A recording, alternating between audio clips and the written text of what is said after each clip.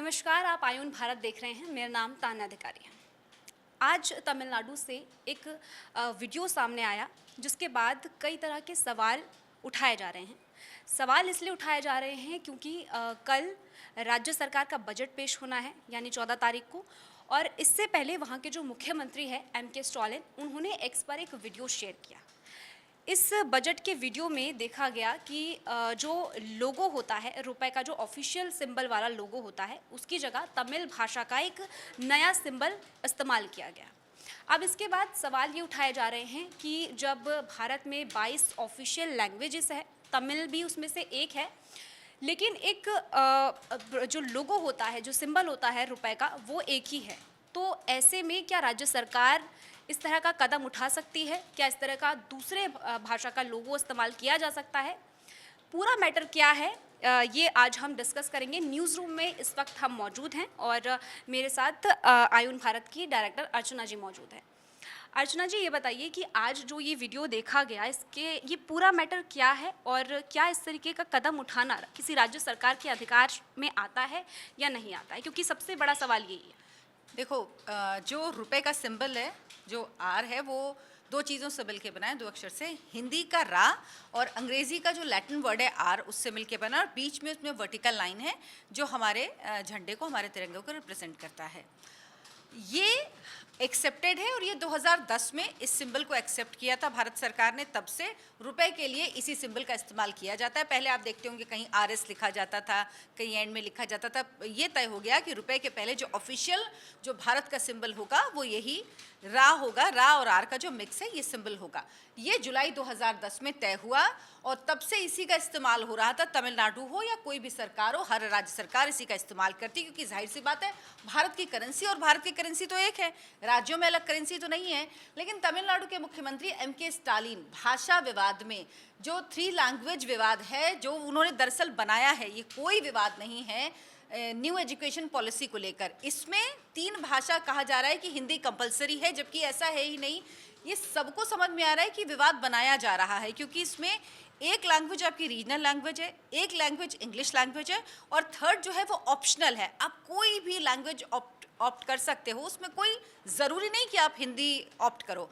लेकिन MK. Stalin अपनी राजनीति को बचाने के लिए, जो उनको खतरे में नजर आ रही, उनको अपनी कुर्सी खतरे में नजर आ रही 2026 में, उन्होंने ये विवाद शुरू किया। और उसके बाद उन्होंने जो बजट पेश किया जाना है तमिलनाडु का 2025-26 का, उसके लिए जो आर सिंबल था, जो रुपी का सिंबल था, वो चेंज कर दिया और उसको तमिल भाषा, तमिल लिपि में जो है वो लिख दिया।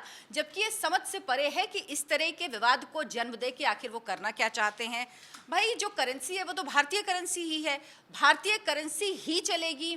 तो ये विवाद में घसीट कर वो इसको, आखिर इस विवाद को कहाँ तक ले जाना चाहते हैं, किस तरह की राजनीति वो कर रहे हैं।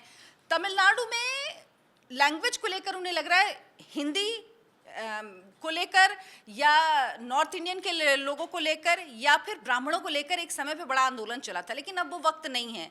लेकिन स्टालिन उससे बाहर नहीं निकल पा रहे हैं और इसीलिए इस पूरे विवाद को, ये वाला जो है, जो रुपी का सिंबल, इसको पूरा विवाद जबरदस्ती का बनाया गया विवाद है। और ये कुछ नहीं है, इसकी कोई ज़रूरत नहीं थी। ये कर सकते हैं क्योंकि इस तरह से तो आप राष्ट्रीय चिन्हों को बदल देंगे।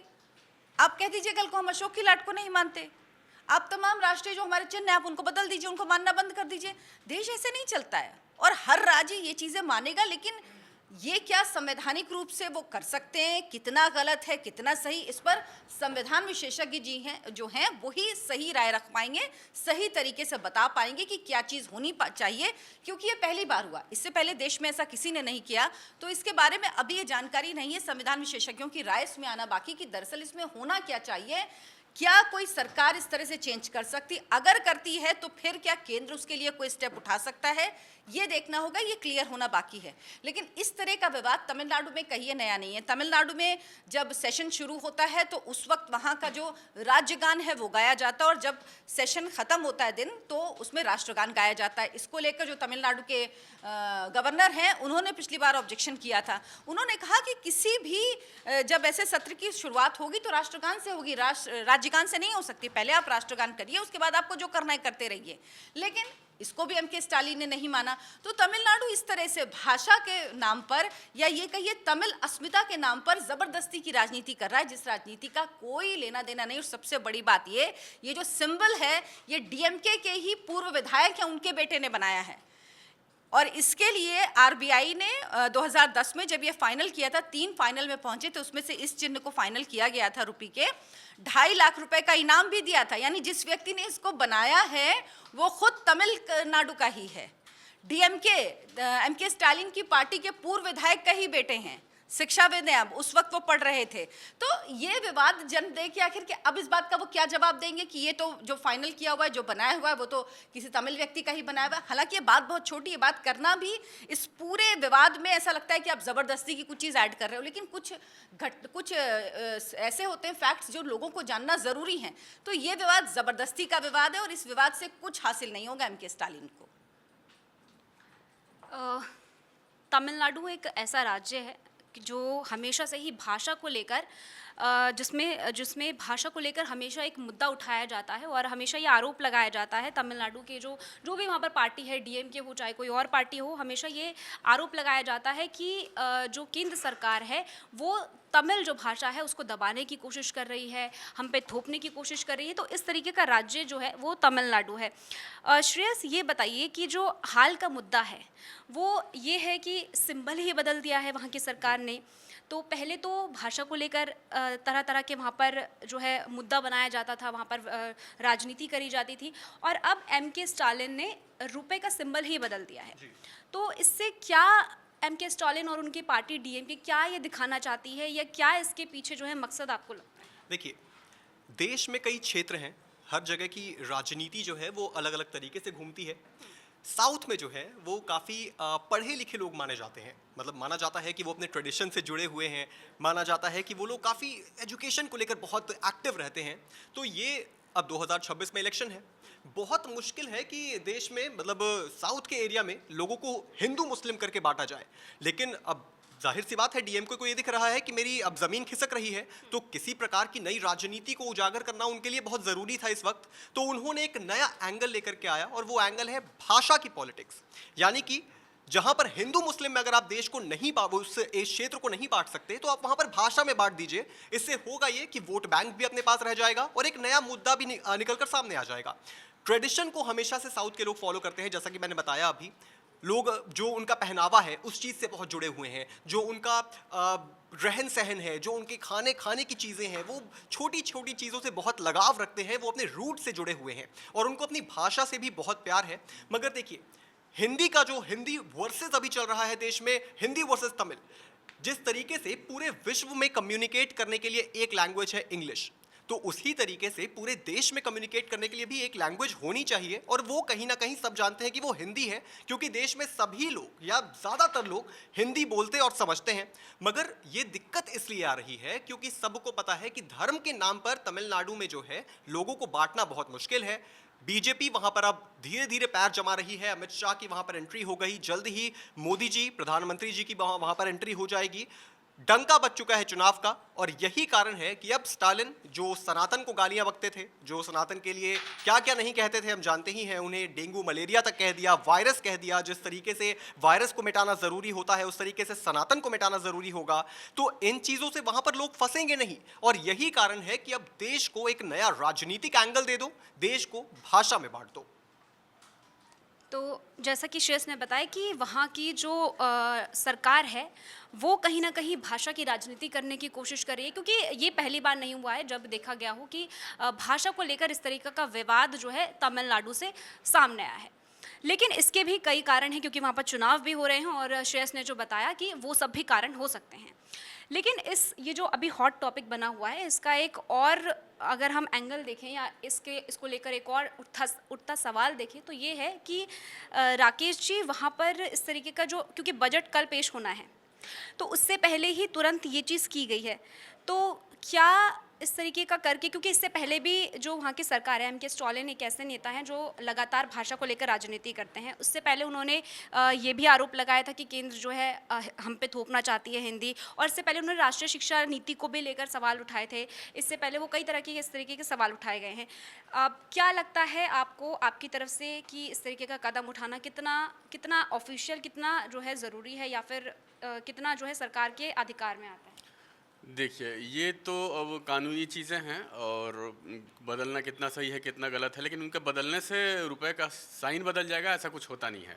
और दूसरी बात, उनको ये शायद मालूम नहीं रहा होगा कि थिरु उदय कुमार, जैसा कि अर्चना जी ने बताया, थिरु उदय कुमार जो आईआईटी बॉम्बे में 2010 में पढ़ते थे और उन्होंने ही इस साइन को बनाया था। और थिरु उदय कुमार के पिताजी डीएमके के पूर्व विधायक रह चुके हैं, पहली बात। और दूसरी बात, ये विवाद क्यों है?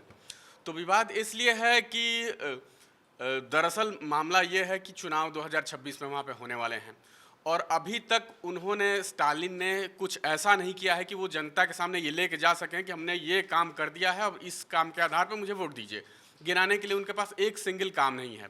दूसरी बात, ये हिंदी का मुद्दा बहुत पुराना है, हिंदी और क्षेत्रवाद का मुद्दा वहाँ शुरू से रहा है।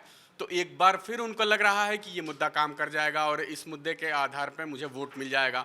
और दूसरी छटपटाहट ये है कि काशी तमिल संगमम, जो कि बनारस में पिछले 3 साल से किया जा रहा है, बड़े पैमाने पर दक्षिण से उत्तर, उत्तर से दक्षिण के लोगों को जोड़ा जा रहा है और एक्सचेंज किया जा रहा है। इधर की चीज़ों को वो लोग देखने आ रहे हैं और उत्तर के लोग उधर जा रहे हैं। तो ये चीज़ें उनको डर सता रहा है कि अगर ये उत्तर दक्षिण का गठजोड़ हो गया तो उनका वोट बैंक सीधे सीधे खतरे में पड़ जाएगा।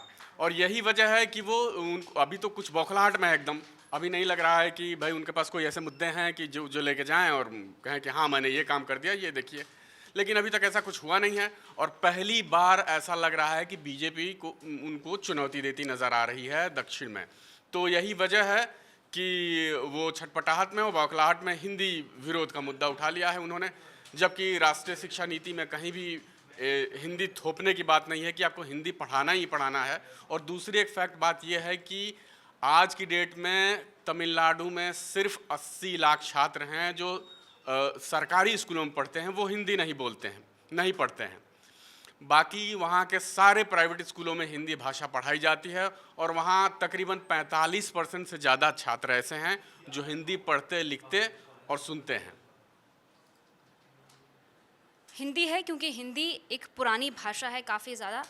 तो दर्शकों को हम बताएंगे कि जब से ये मुद्दा उठा है तब से जो सोशल मीडिया है उस पर कई तरह के सवाल उठाए जा रहे हैं। उसमें भी एक सवाल ये उठाया जा रहा है कि आखिर इस चीज़ को कदम क्यों उठाया गया, रुपए का क्या इतिहास है, इस तरीके की बात भी हो रही है। तो करण से हम ये जानेंगे कि करण, ये बताइए दर्शकों को, क्योंकि ये मुद्दा उठा है। अब कई ऐसे दर्शक हैं जिनको ये नहीं पता है कि रुपए का क्या इतिहास रहा है, या फिर रुपए जो है, ये जो सिंबल है वो कितना ज़रूरी है। और कोई भी राज्य सरकार जो है इस तरीके का कदम उठाती है तो ये एक बड़ा फैसला होता है और कितना जो अहम है ये जो मुद्दा हुआ है, इसका क्या मायने हैं और रुपए का क्या इतिहास रहा है, ये हमारे दर्शक। देखिए, इतिहास तो हमारी डॉक्टर अर्चना जी ने आपको बता ही दिया होगा, लेकिन मैं जैसे लोग पूछ रहे हैं, सवाल पूछ रहे हैं कि स्टेट गवर्नमेंट कर सकती है नहीं कर सकती, तो देखिए आपके सामने मैं लाइव एग्जांपल दे रहा हूँ। ये 5 रुपये का सिक्का है, इस पे ना रुपये का सिंबल है। तो तमिलनाडु सरकार में अगर दम है तो ये खुला चैलेंज है कि आप इसमें से ना, वो तो चलो आपने अपने बजट में साइन चेंज कर दिया, भाई 5 रुपये का यही कॉइन तो मुझे लगता है ना यही यूज़ करेंगे ना। तमिलनाडु में भी जो लोग हैं वो यही यूज़ करेंगे, हम दिल्ली में जो बैठे हैं, नोएडा में जो बैठे हैं, हम लोग भी यही यूज़ करेंगे। आप इसको चेंज करके दिखाइए। तो यानी कि ये वही वाली बात है कि अब कि क्रिएटिविटी इनको कहीं ना कहीं दिखानी होती, तो क्रिएटिविटी ऐसी बेकार की चीज़ों में ये दिखाएंगे। अब कहते हैं ना कि कुछ ना कुछ दिमाग चल रहा है कि भाई कुछ ना कुछ ऐसा करो कि जिससे बवाल हो जाए और जिससे हम कहीं ना कहीं फिर कंट्रोवर्सी क्रिएट हो और कहीं ना कहीं हम उसके अंदर आ जाए। अब मैं कहता हूँ ये जो लैंग्वेज की बात करते हैं, किसी से भी पूछे आप, कोई भी इंडियन हो, आप इंडियन को छोड़िए, आप विदेशों में भी जाएंगे तो वो लोग ये कहते हैं कि संस्कृत अभी तक की सबसे एंशिएंट लैंग्वेज है।